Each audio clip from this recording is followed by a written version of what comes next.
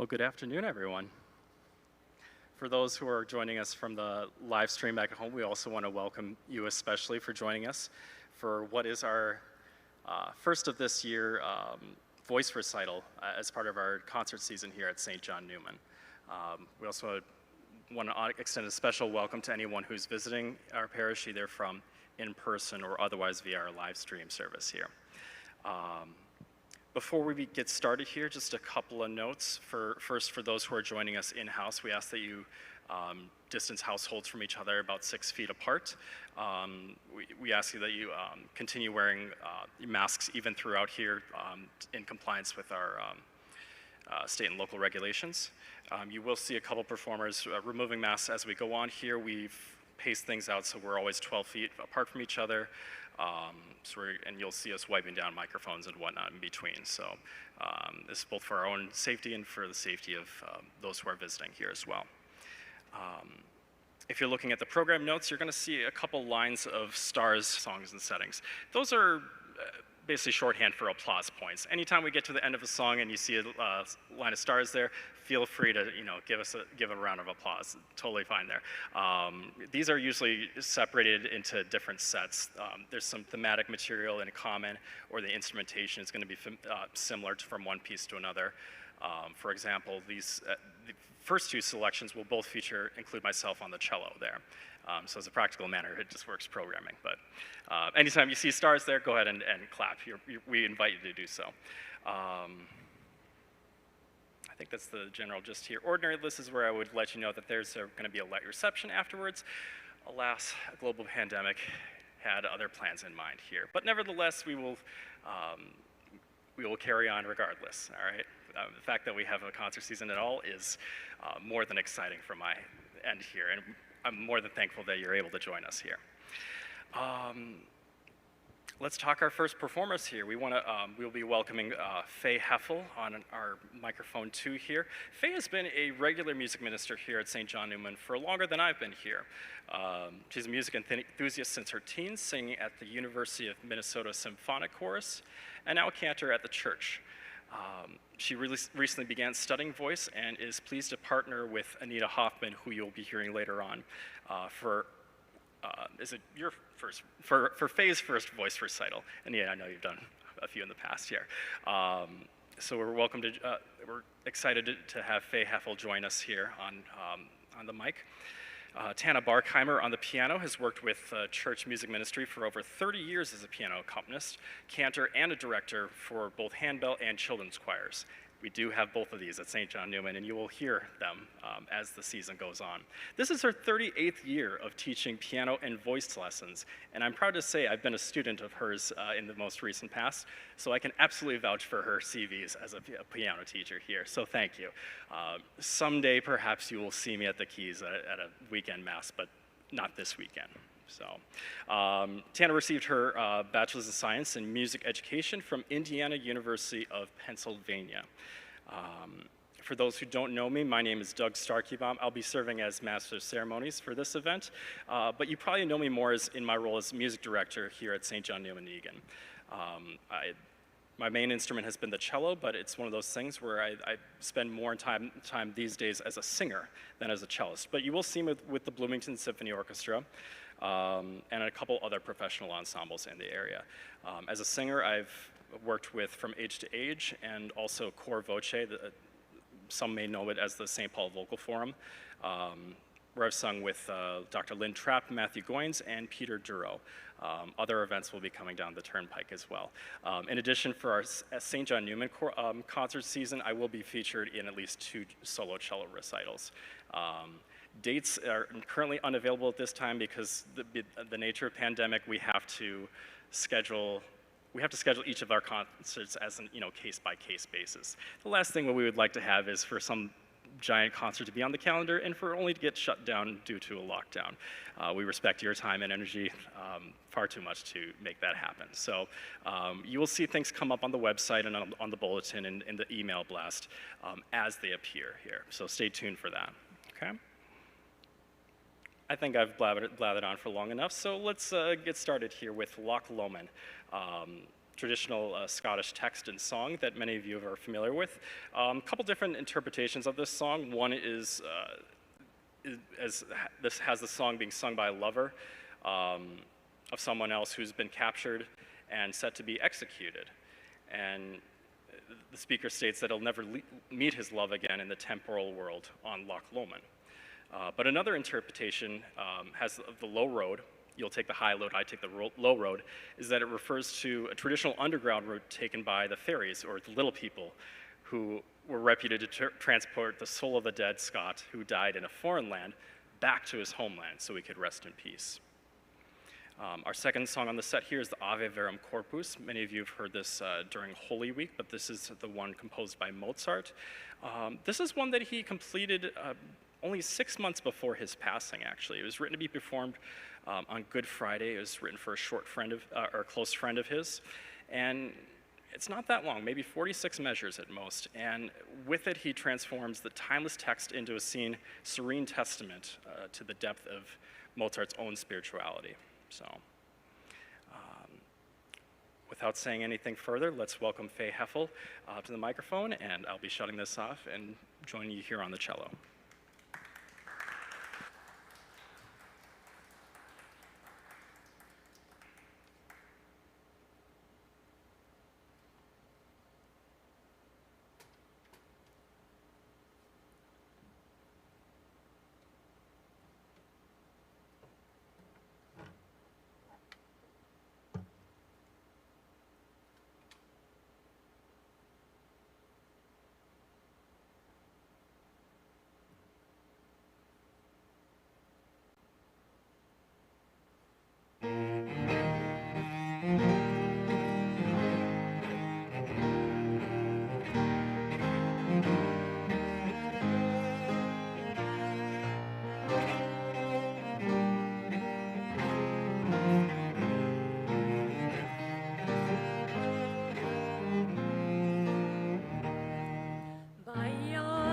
Bonny banks and yon bonny brae, where the sun shines bright o'er Loch Lomond, where me and my true love were ever wont to gae, on the bonny, bonny banks o' Loch Lomond. Oh, ye'll take the high road and I'll take the low road, and I'll be in Scotland afore ye, but me and my true love will never meet again on the bonny, bonny banks o' Loch Lomond.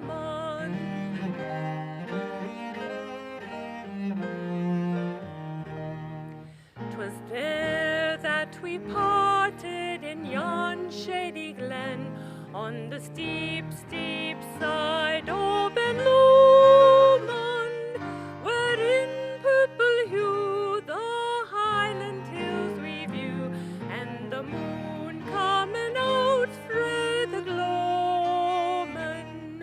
Oh, ye'll take the high road and I'll take the low road, and I'll be in Scotland afore ye, but me and my true love will never meet again on the bonny, bonny banks o' Loch Lomond.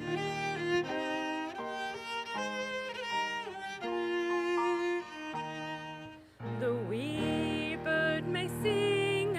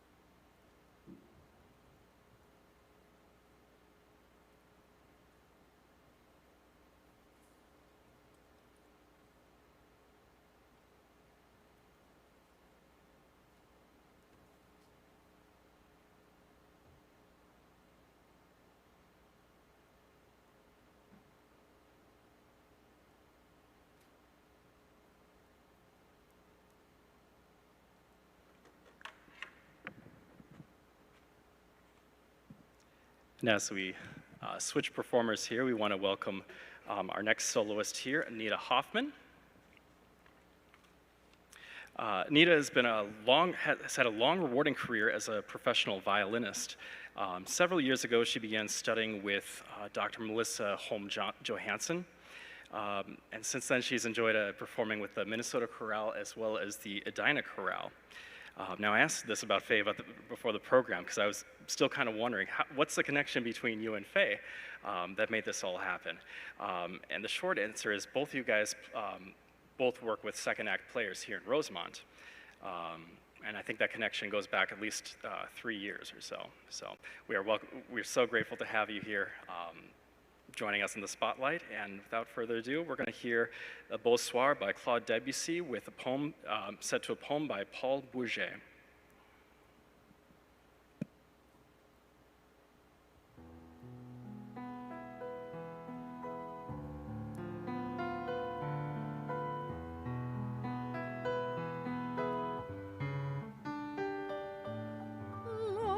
Lorsqu'au soleil couchant, les rivières sont roses et quartiers de frissons courent sur les champs de blé.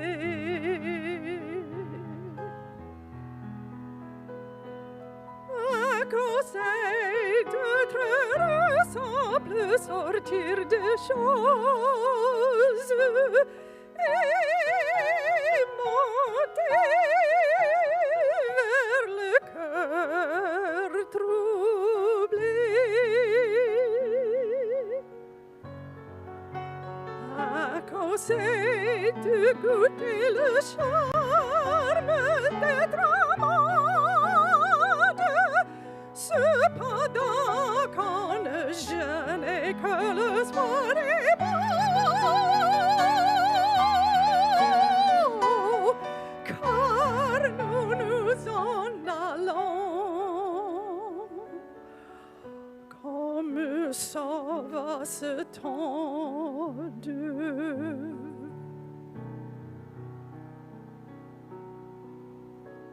Elle à la mer.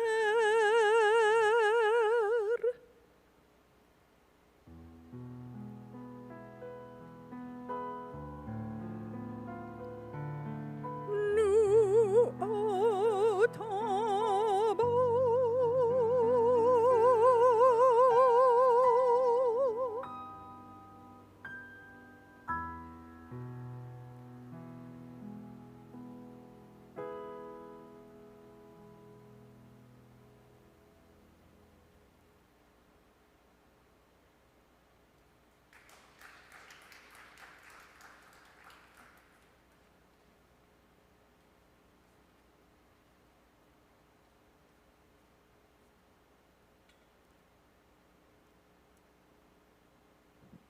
Going a little bit off book here, but I realized I didn't say anything about the second selection here. So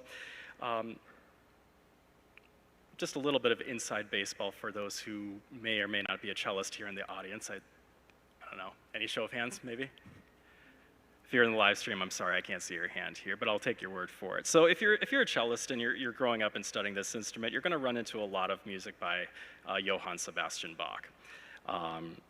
It's just part of the growing up and the learning process for the instrument. And the same is no less true for our next composer here, Hector Villalobos, who is a composer but also a talented cellist as well. And it's one of the reasons we have as much cello music in the Latin American countries that we do these days. So this next selection, Bachianas Brasileiras, is Villalobos' attempt at taking a lot of those Baroque harmonies that you hear from J.S. Bach and translating them onto Brazilian-style music. So you're going to hear something that kind of sounds reminiscent of Bach, but is also decidedly a lot of Brazilian rhythms and a Brazilian text here as well. So this was originally scored for 8 cellos. We do not have 8 cellos at our disposal. We have something even better: piano, cello, and solo voice.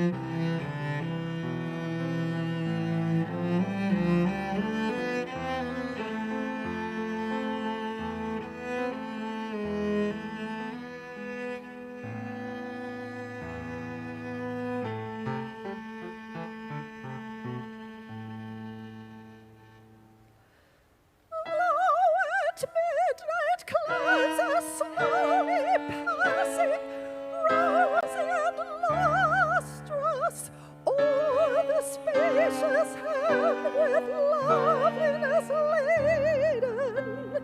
From the boundless deep the moon arises wondrous, glorifying the evening like a beauteous maiden. Now she adorns herself in heaven-conscious duty, eager, anxious that we recognize her beauty, while sky and earth hail nature with applause salute her. All the birds have ceased their sad and mournful complaining. Now appears on the sea in a silver reflection, moonlight softly waking the soul and constraining hearts to cruel tears and bitter dejection. Lo, at midnight clouds are slowly passing, rosy and lustrous, o'er the spacious heavens, dreamily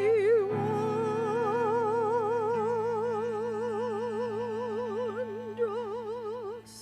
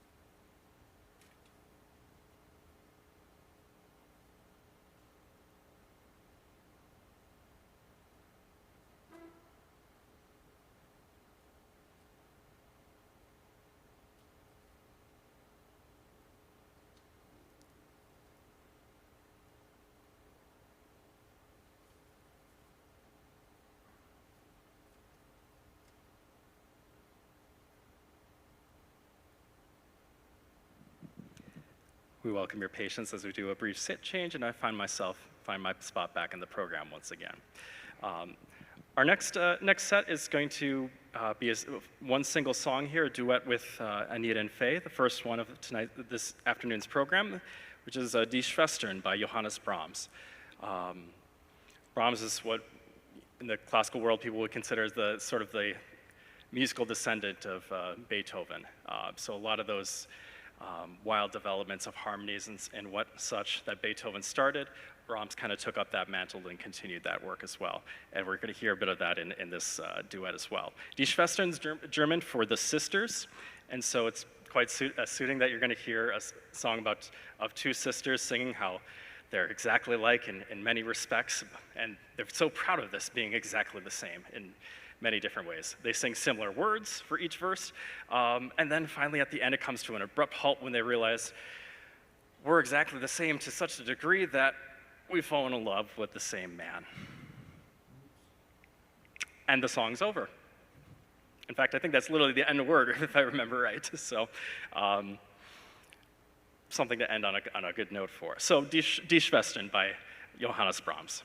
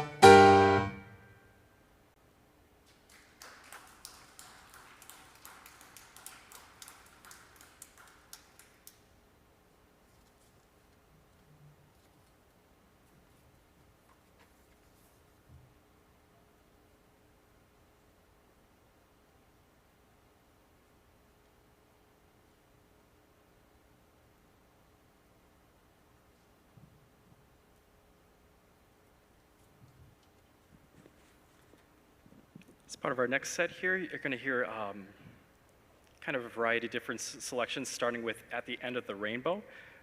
This is by music by Faye Sargent.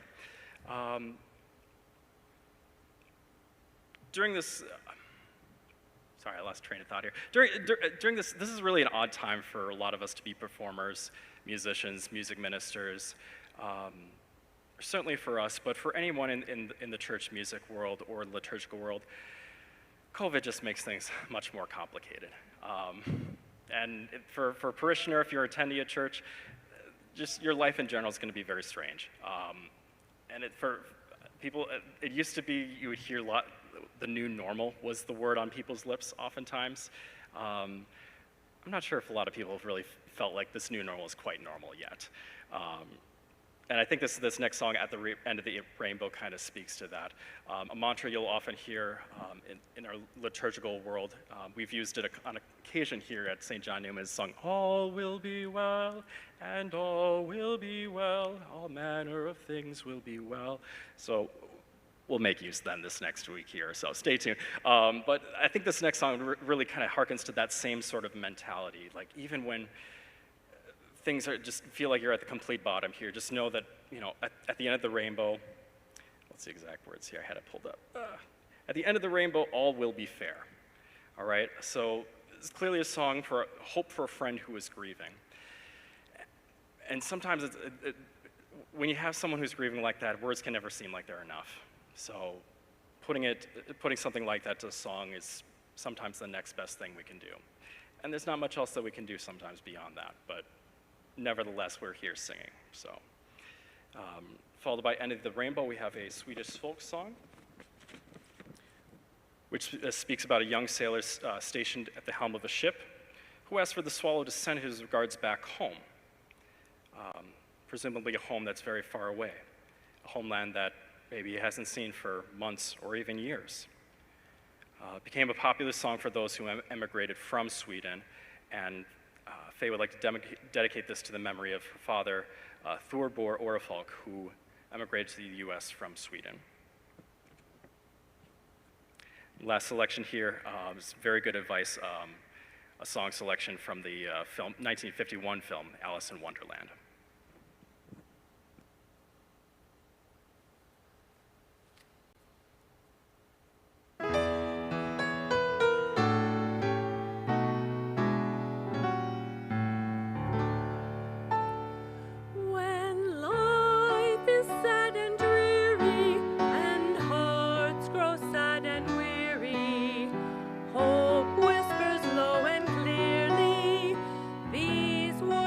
Cherish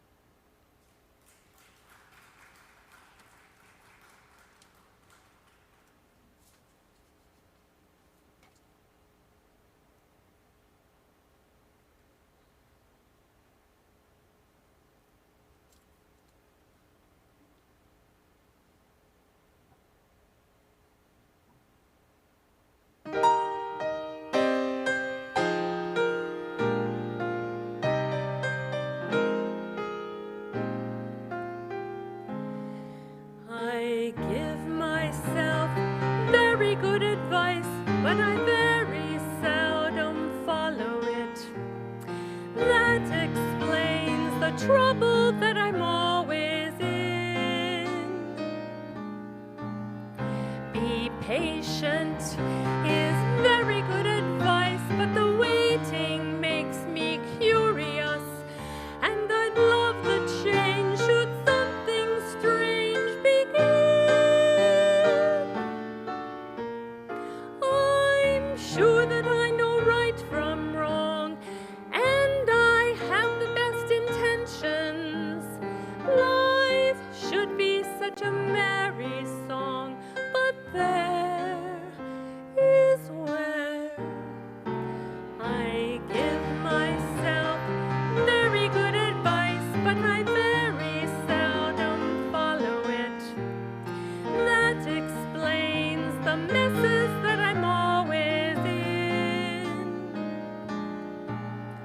Be prudent is very good advice, but I want all these things right now, and I rush right in and do not wait at all.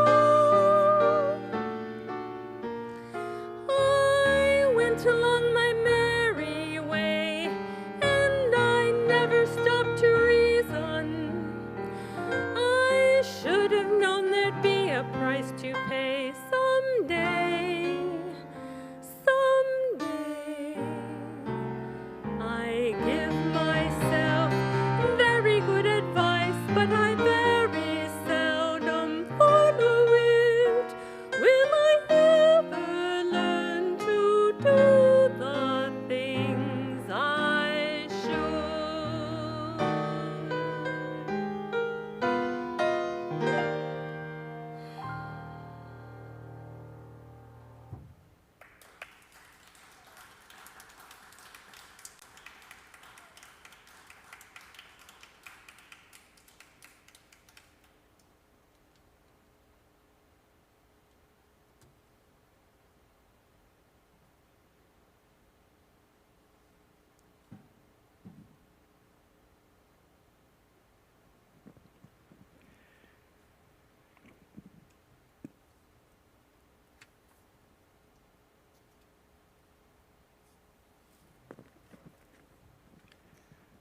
So as much as I love playing a lot of these classic and romantic works that you see on the program, such as works by Villalobos, Johannes Brahms, Bach, Mozart, every now and then we get the gift and the treat of being able to perform a work by a living composer that is here with us. And it's even more of a great treat when that composer happens to be here in our worship space joining us. So Ed, thank you and welcome here. For those who don't know who we're keeping score, Ed Hoffman and Anita Hoffman are married, and Ed is the composer of these next two selections. And the text is sourced from the first text is from a much more ancient source, and the second one is much newer. So we have first the prayer by Leitzi, which I need to open up here so I can see the words. I need more limbs. Prayer by Leitzi. Leitzi is a Chinese holy man who lived in ancient times. And the word sumag comes up frequently in the text. Sumag is just the translated word for God. It's similar to Allah or Dios or Dieu in other languages. So in your mind's ear, just replace God for the word sumag. And the content, the theme of this prayer kind of transcends a lot of different religious traditions, including our own here as Christians and Catholics, to asking for God to teach me your path, to lead me in truth, and even at the end, a slight twinge of optimism and a hope that, yes, we too can follow this path and be led in that sense of truth. So we start with Leitzi's prayer. The second selection is a poem written by Shel Silverstein. You may know Shel Silverstein from a lot of his works that he's done for TV and film. One that comes to mind, I know he narrated, I think he directed and narrated the rendition of The Giving Tree for television as well. It's the one that personally sticks in my memory. But we're going to hear about Sarah Cynthia Sylvia Stout, and who would not take the garbage out. So a little bit of a contrast there between Lightsey and Sarah Cynthia.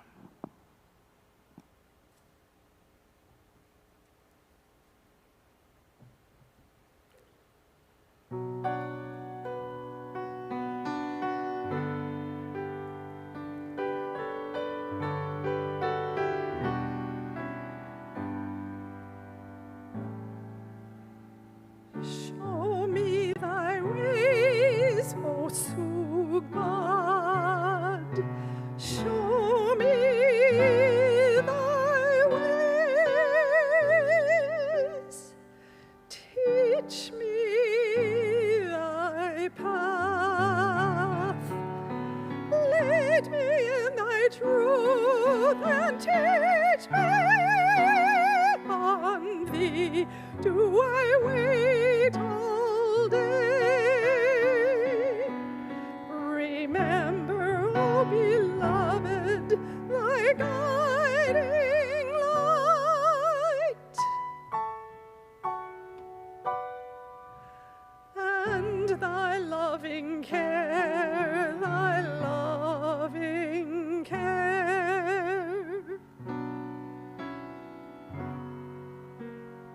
For it has been ever thy will to lead the least of thy servants to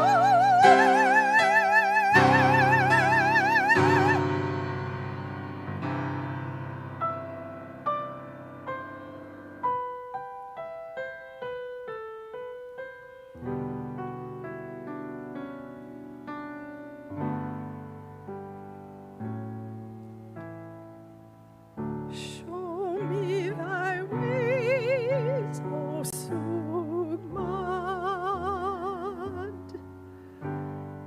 Teach me thy paths.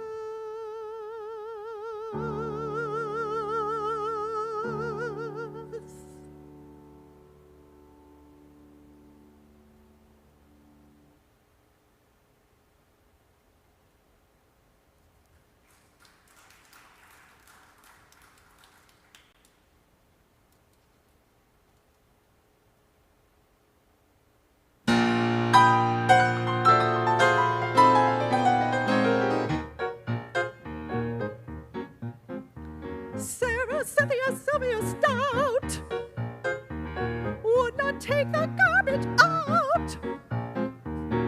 She scoured the pots and scraped the pans, candied the yams and spiced the hams. And though her daddy would scream and shout, she simply would not take the garbage out. And so it piled up to the ceilings, coffee grounds, potato peelings, brown bananas, rotten peas, chunks of sour cottage cheese.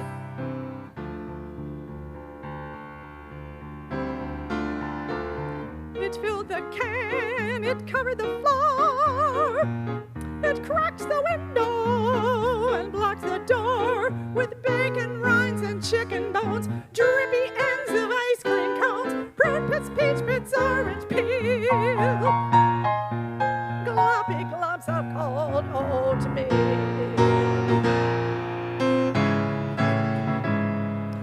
pizza crusts and withered greens, soggy beans and tangerines, crusts of black-burned buttered toast, grisly bits of beefy roast. The garbage rolled on down the hall, it raised the roof, it broke the wall.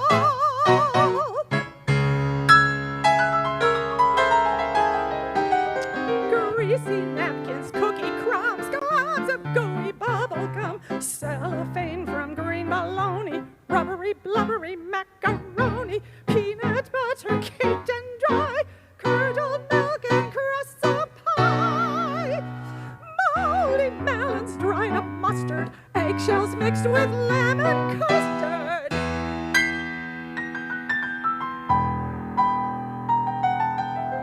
At last the garbage reached so high,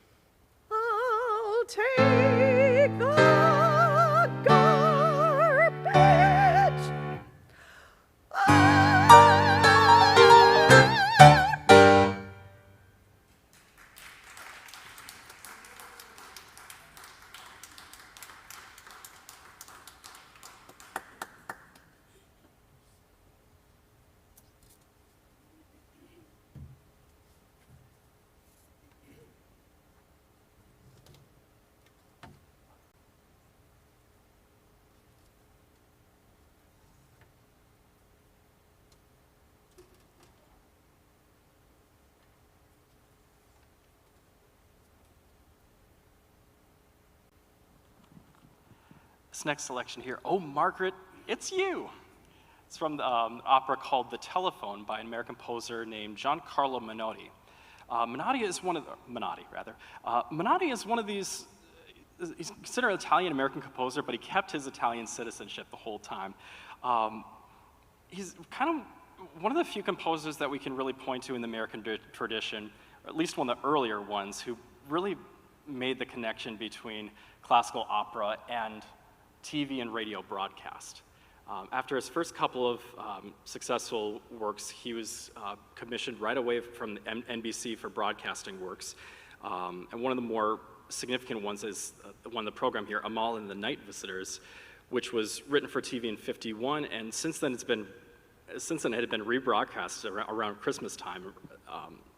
Back then it was sort of the Christmas tradition, right alongside, this would have been the equivalent maybe of Die Hard as a Christmas movie, but perhaps far less action-packed. But no, Amal the Night Visitors was broadcast specifically for Christmas and to be broadcast rather than be performed live. Although, of course, you do see that on occasion, too. But what you're about to hear is from his comic opera called The Telephone, and that's pretty much the best description of it. There's two characters, Lucy and Ben, and Lucy loves to talk on the phone. And Ben has come to stop to visit for a very important question, to ask Lucy to marry him. But he doesn't really get the chance because of her long phone calls. And this is one of them that you're about to hear. Oh, Margaret, it's you.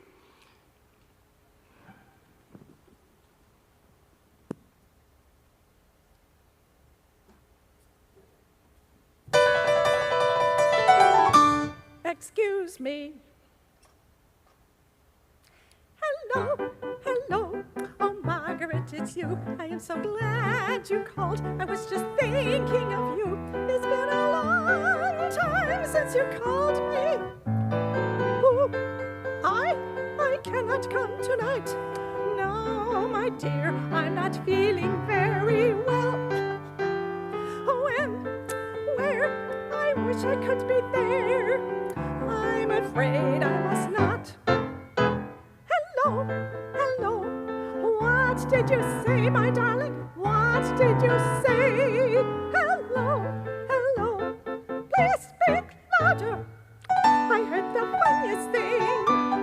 Jane and Paul are going to get married next July. Don't you think it is the funniest thing you ever heard? I know.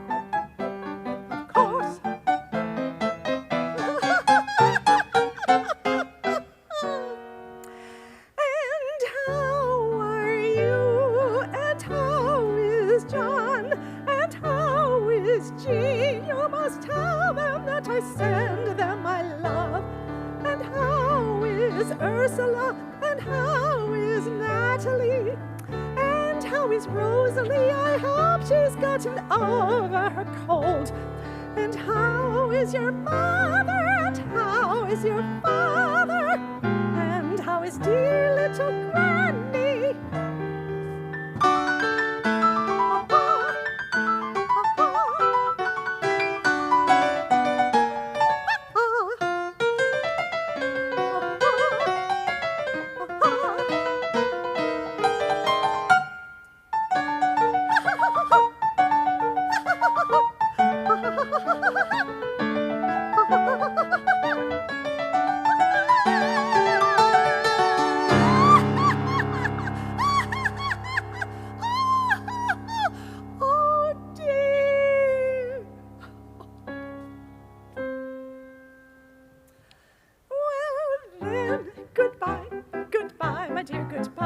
So glad you called. I was just thinking of you.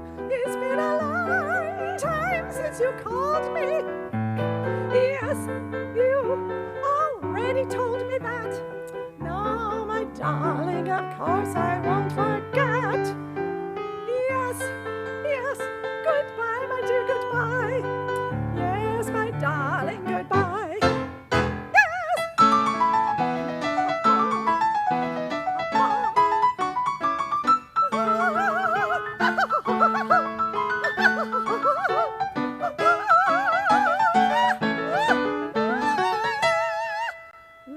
That's the funniest thing I ever heard.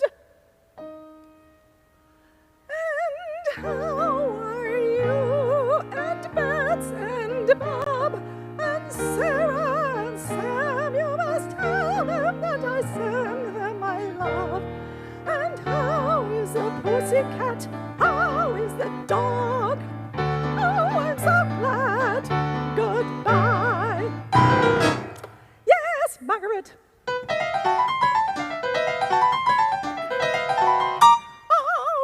All right, goodbye. All right, goodbye. Now, Margaret, goodbye.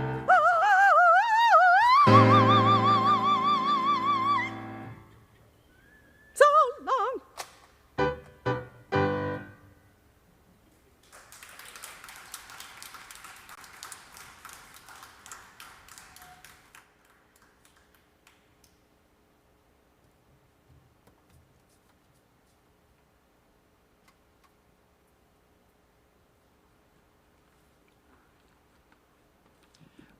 Well, as we get to the end of the program, close to the end of the program here, first off, I just wanted to say, for those who are here in person, thank you so much for coming out as you're able. And for those who are joining us on the live stream, we really appreciate your time joining us here via live stream as well.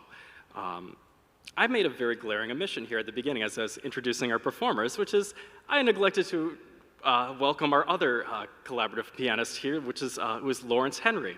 He's an active member of the Twin Cities music scene as both a coach and an accompanist, conductor, organist, and voice teacher. Lawrence has been working with Anita for several years. He received his Bachelor's of Arts from Carleton College, as well as his Master's in Music in choral conducting at the University of Minnesota. Interestingly enough, that's also where I got my Master's as well. So I might be in his corner here. So we want to thank Lawrence for joining us and collaborating with us for this recital here as well. Please hold your applause to the end. We're going to go through the whole round here.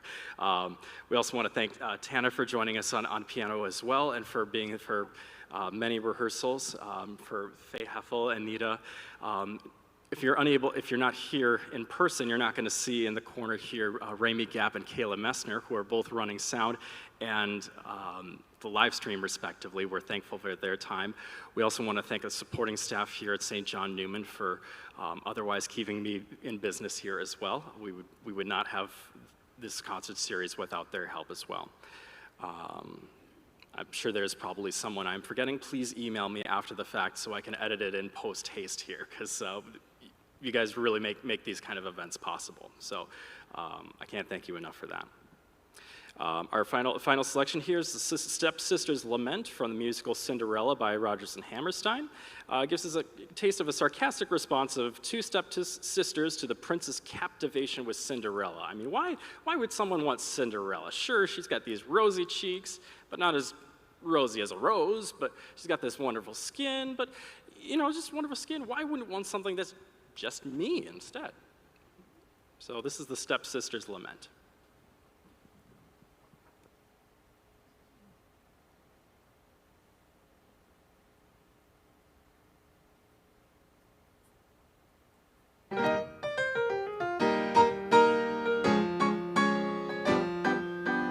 Why would a fellow want a girl like her, a frail and fluffy beauty? Why can't a fellow ever once prefer a solid girl like me? She's a frothy little bauble with a flimsy kind of charm, and with very little trouble I could break her little arm. Oh, why would a fellow want a girl like her, so obviously unusual? Why can't a fellow ever once prefer a usual girl like me? Her face is exquisite, I suppose, but no more exquisite than a rose is. Her skin may be delicate and soft, but not any softer than a doe's is. Her neck is no longer than a swan's. She's only as dainty as a daisy. She's only as graceful as a bird. So why is a fellow going crazy? Oh, why would a fellow want a girl like her, a girl who's merely lovely? Why can't a fellow ever once prefer a girl who's merely me? She's a frothy little bubble with a flimsy sort of air, and with very little trouble I could pull out all her hair. Oh, why would